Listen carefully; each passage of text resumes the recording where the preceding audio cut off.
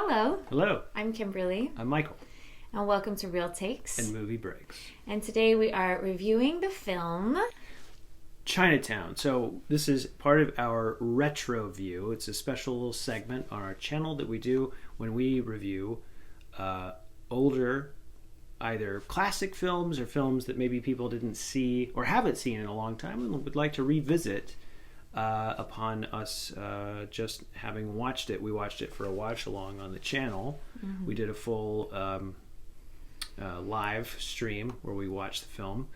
And I just thought we should talk about it since it's such a classic movie. Mm-hmm. And I actually just went through and read the entire script today. Yeah. And I still don't understand it. I still don't get this movie. Just off the top of your head, and I can go first if you want. I can. Yeah. What do you like about this movie? I love the cinematography. I think the shots were just really, really captivating. The camera work, and I really just love Jack Nicholson. I think he's great in this. He's charismatic, he's funny, he's charming, and he's really grounded and believable. I like the writing, and I like that parts of it were unpredictable and surprising. I like the aspect of trying to figure out what's going on. I feel like, it was a puzzle. I like solving puzzles and trying to figure out, doing the detective work. Like, we're following the detective. We feel like we're doing the detective work with him, which is fun. Trying to figure out who to trust, who to not trust. That type of thing. It's kind of a fun little adventure. So, yeah, I agree with all of that. I think it's one of, if not the greatest scripts ever written. And the reason I think that is because that script, and after thinking about it, after we watched it, that script has so many things that lead your brain into, okay, so what's going on? And then wait a minute. Okay, that's that thing that they were talking about earlier. No, it's that guy. He was taking pictures of him earlier. Loose ends, things that they never wrap up. Or wait a minute, weren't there two Mrs. Mulrays? Why is there two? Who hired the other one to talk to him at the beginning? What's going on? Wait, she's his daughter and his sister, or she's her sister and her mother. Whoa. So all of those things in a script make you, the viewer, have to work while you're watching it. You can never quite, it's almost like the movie is smarter than you are. It requires it requires full attention to even pick up on certain details. I also love that there were a lot of moments without dialogue. I love it when films can tell a story without dialogue. And I feel like there was long scenes with just cinematography, and I thought that was really effective. Like the glasses being in the pond at the end. Like, what in the world? Like, how did that happen? Like, how did the glasses in the pond? How did he see those? And how did that become the linchpin for the whole thing? Mm-hmm. The main bad guy, Cross, who's played by John Huston. I was thinking about the ending, and we both were kind of like, oh man, that ending's such a downer at the end. Mm-hmm. But it's also kind of like there's really no other way it could have ended. Well, it could be a happily ever after movie. Yeah, but the bad guy, and we know this now, years later, the bad guy did kind of win. The bad guy got to control the town and take control of his daughter / whatever. Like, so that's sort of, it goes against everything. And then, but the main character, Jake, he gets away. The cop lets him go. He's like, I'm doing you a favor. Just forget about it. It's Chinatown. Yeah. There's bits in the script, the original script, that's actually not in the movie. They cut stuff from the movie where he talks about how there was someone he once tried to protect when he was working in Chinatown, but it turns out that he ended up causing them to get hurt. That's one of the lines that he actually says when he's talking to her, when she's dabbing his nose or whatever, in the original script. They cut it from the movie. I see. So there's a little backstory with him where it's like this kind of always happens. And it makes you wonder, is he incompetent, or is he always a step ahead? And then also, here's the other thing that's interesting. all the information that we get throughout the movie is only information he gets. Yeah. So exactly. we learn about what's happening. As so he is. So yeah. the way the film operates, it's the same way like in Rear Window. We're only seeing what he's seeing out the window. It's the same. It's exactly the same thing. It's just him going around doing his cool Jack detective. I'm in a film noir thing, and the film has really stuck in my mind since we watched it, and I rated it a 4.5 out of 5 initially. I got to give it a 5 out of 5. I think it's an unbelievable movie, one of the greatest movies ever made. Yeah, I would give it a 4 out of 5. Just because I don't like movies that end like with such a down note. But that's just my personal taste. That's I agree with that. Yeah. I just think that the film itself, the way it's made is really great. If that film was showing at a theater somewhere and I could go see it in a theater, I would want to go see it because it's about the entire movie, not the ending really. I know. It kind of is circular. The movie doesn't really end. It's just him he just sort of wanders off and we're like, oh, it's over?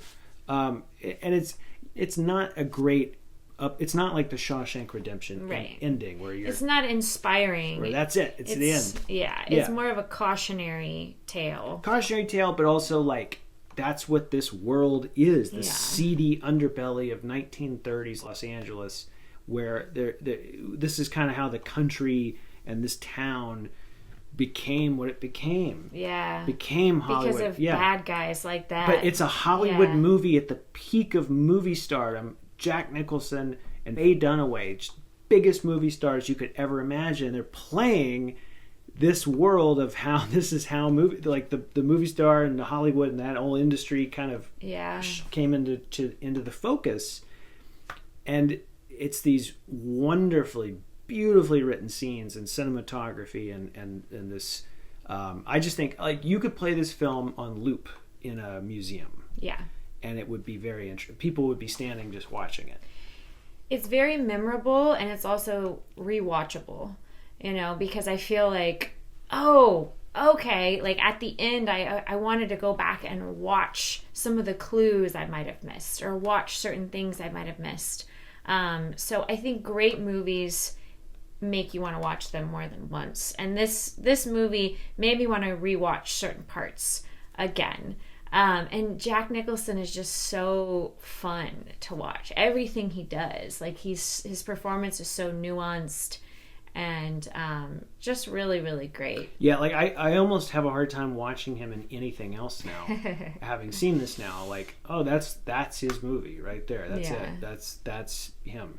Yeah, and I mean, if I like happy endings, but if you're gonna devastate an audience or expose the dark side of this reality, then it was very effective in doing that. So I have to give it that. But yeah, I would definitely give it a 4 out of 5. And if you haven't seen it, I highly recommend it. Yeah. And anyway, that will conclude our retro view of Chinatown. Classic film. Watch it if you've never seen it before, or revisit it if you haven't seen it in a long time. It's one that holds up. It's not outdated whatsoever. Yeah, I mean, there are people that it made me think about, like, into 2025 there are still people that go through similar situations, detectives, law enforcement. You're trying to do a good thing, but you end up like causing more harm than good unintentionally. Yep. He's trying to solve a case and get to the bottom of things.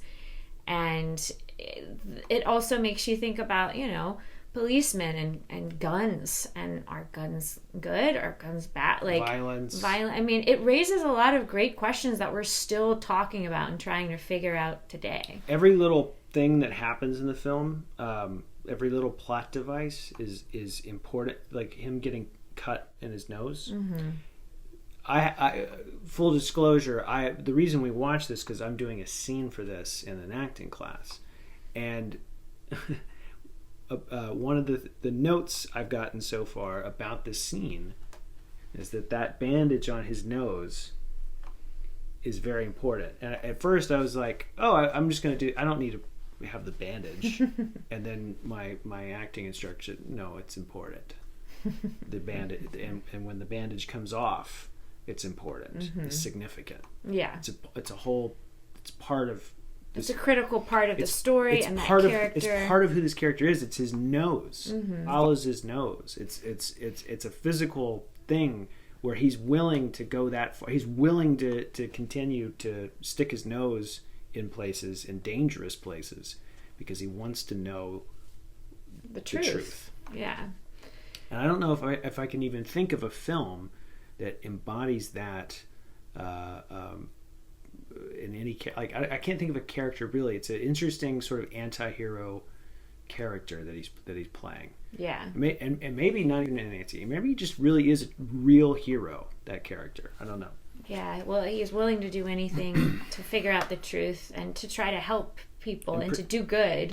He's trying to protect her at the end. That's why he lies. He lies to the cops. Yeah. He goes in that guy's house. He comes out like he's trying to do the right thing. And we love watching him lie to the cops and get one over on guy and all of it through the whole thing. So, classic film, and check it out. Highly recommend it.